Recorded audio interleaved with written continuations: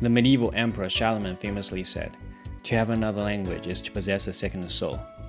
For me, when you speak a foreign language, you also adopt a different personality, as our personality is often shaped by the culture. Once you speak the language to a certain level, you will also have a much better understanding of its culture, and you will try to adopt the way that people speak in that culture. The reason why I wanted to learn foreign languages in the first place was because I was curious about the world. Actually, before the age of 19, I had never stepped my foot outside China. But I was fortunate enough to grow up in an era where learning English was emphasized a lot. There was the Beijing Olympic Games and the Shanghai Expo. Everybody was crazy about learning English at the time. And this also created a lot of opportunities for large English institutions. And the number of Chinese students overseas also skyrocketed between the year 2000 and 2010. I was never a good student growing up, and English was definitely not one of my strong suits, especially when I was in grade school. But I would say that I'm a very one-track minded person, so the day that I decided to learn English was actually the day that I went all in, right? So I was studying English day and night, and I was fortunate enough to catch the last wave of English learning in China. Maybe I'm not the best example for this, because ever since 2009, ever since I decided to learn English back in 2009, that was pretty much the only subject that I cared about, right?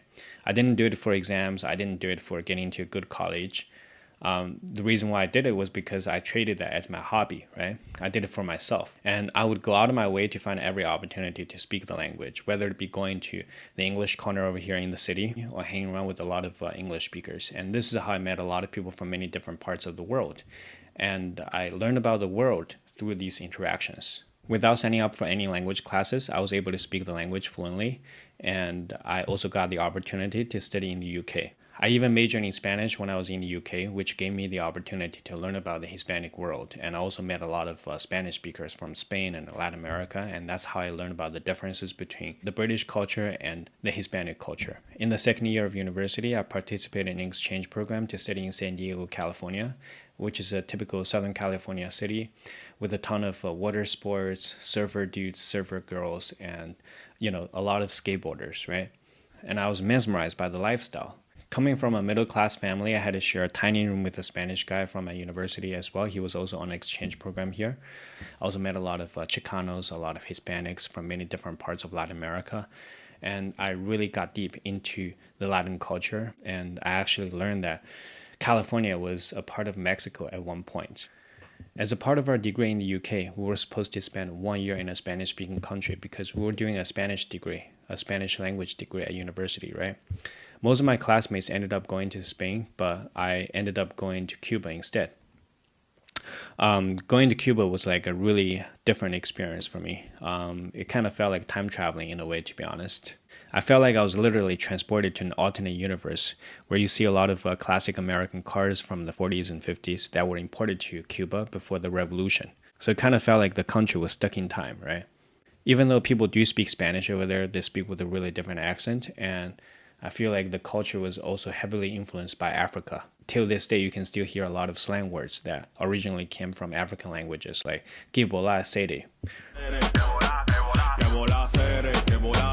It was an eye-opening experience for me, especially because I didn't stay in a fancy touristic area. I actually stayed in a very, authentic Cuban neighborhood where I got to witness a lot of Cubans use their ration cards to exchange for food, and also got to eat a lot in some of these small Cuban cafes. And it was really cool because I got to experience a completely different lifestyle, and I felt like I traveled back in time. And I had this really old TV that looks like a box in the living room, and it really felt like time traveling back to the 70s or 80s, A language degree in the UK usually takes 4 years, so I went back to the UK in the fourth year of university, and it was like two completely different worlds traveling from Cuba to the UK. Cuba is a tropical country which feels like it's stuck in time, and people are very passionate, whereas in the UK, people tend to be a little bit colder, and people's attitudes are just completely different. And the weather is obviously a lot wetter as well. After graduating from university, I got the opportunity to travel to Spain and Italy. And it was like a long-awaited trip for me because I majored in Spanish at university, so I always wanted to get the opportunity to go to Spain to see the real Spain. Madrid and Barcelona are kind of like the perfect combination of modernity and tradition. There were a lot of cobblestone roads and a lot of traditional European-style architecture. but at the same time, there was also a really advanced subway system. So it felt like the perfect combination of old and new. Most importantly, when I was talking to people in these cultures, I didn't feel like a fish out of water. That is not to say that I've abandoned my own culture. It's just that you've kind of become a chameleon while speaking different languages because you're able to adopt different attitudes while speaking to different people.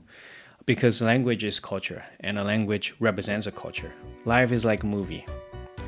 With every language you learn, you take on a different role.